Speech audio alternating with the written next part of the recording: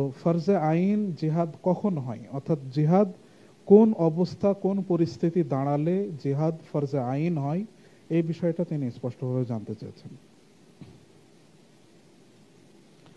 সুপ্রিয় দর্শক, জিহাদ ফরজে আইন হওয়ার জন্য যখন দেশ বহিঃশত্রু কর্তৃক আক্রান্ত হয় এবং দেশ রক্ষার জন্য যদি নির্দিষ্ট কোনো সৈন্যবাহিনী, নির্দিষ্ট কোনো জনগণ না থাকে, আর দেশের প্রধান যদি আম জনতাকে আহ্বান জানায় দেশ রক্ষার জন্য, তাহলে সেক্ষেত্রে জিহাদ ফরজে আইন হয়।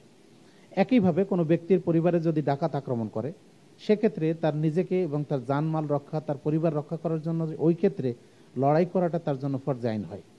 এইভাবে জিহাদের বিভিন্ন প্রেক্ষাপট আছে, এই প্রেক্ষাপটের ভিত্তিতে জিহাদ ফরজে আইন হয়। পৃথিবীর প্রত্যেকটি রাষ্ট্রে, এখন বলা যায় এক দুইটা বাদ দিয়ে, প্রত্যেকটি রাষ্ট্রে এখন নিজস্ব সৈন্যবাহিনী আছে, সেনাবাহিনী আছে। আমরা আমাদের দেশের কথাই বলি। আমাদের দেশ রক্ষার জন্য এখন সেনাবাহিনী আছে, এখন র্যাব আছে, পুলিশ আছে, বিডিআর আছে, বিমান বাহিনী, নৌবাহিনী, এই ধরনের বাহিনীগুলি এখন লিপ্ত আছে। এমনকি আনসার আছে, এরপরে ব্যাটালিয়ন আছে।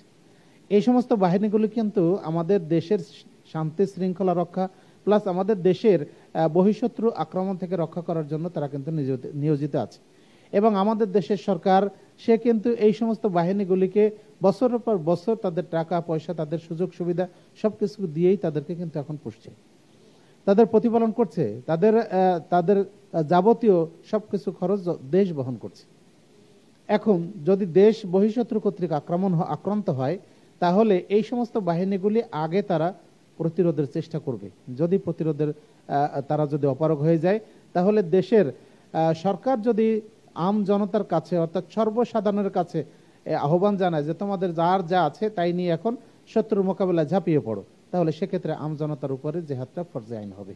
এছাড়া আমাদের দেশে এখন জেহাদ ফরজে আইন নয়, বরং জেহাদের জন্য নির্ধারিত বাহিনী আছে। সুতরাং এ দেশের জনগণের উপরে এই সশস্ত্র জেহাদটা এটা এখন ফরজে আইন নয়।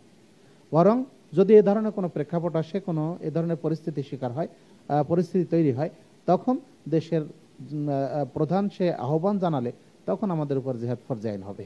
তাছাড়া এখন আমাদের উপর জিহাদ ফরজে আইন নয়।